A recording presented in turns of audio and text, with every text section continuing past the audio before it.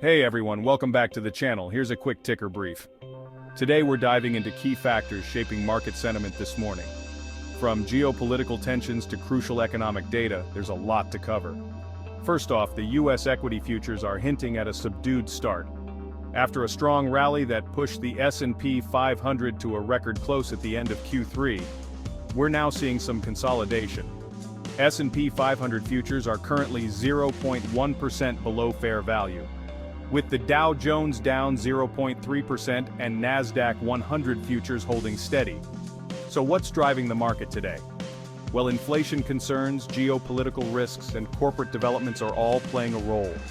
A significant development is the start of a dockworkers strike on both the East and Gulf coasts.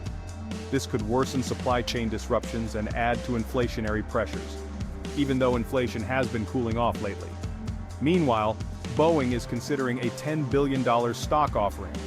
This move could impact Boeing stock, as investors often view equity dilution negatively.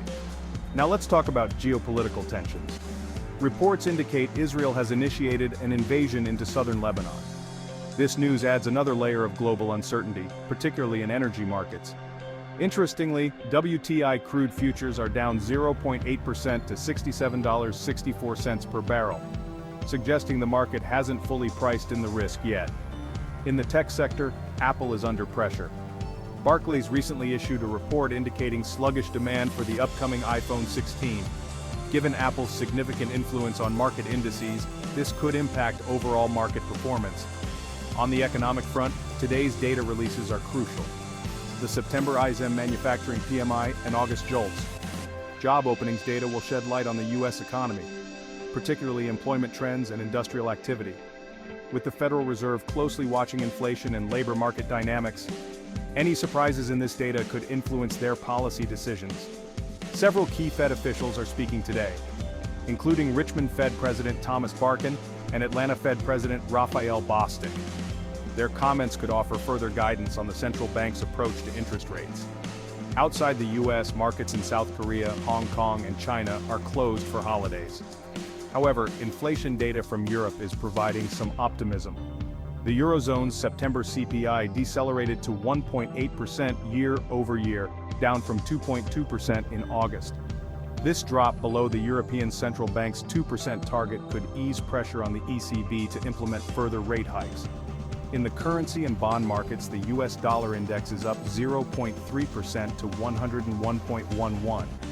Bond yields are softening, with the 2-year Treasury yield down 2 basis points to 3.63% and the 10-year yield falling by 6 basis points to 3.74%.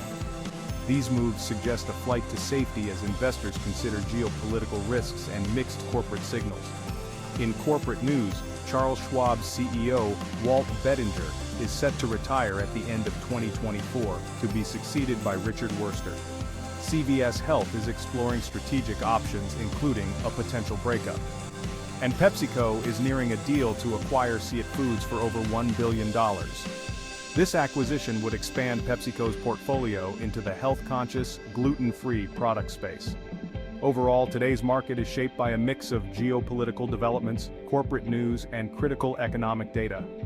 While consolidation seems to be the theme after a strong Q3 rally, any significant surprises could shift market momentum. Stay vigilant and keep an eye on those Fed moves. Thanks for tuning in. And don't forget to like, subscribe, and hit that notification bell for more market updates. See you next time.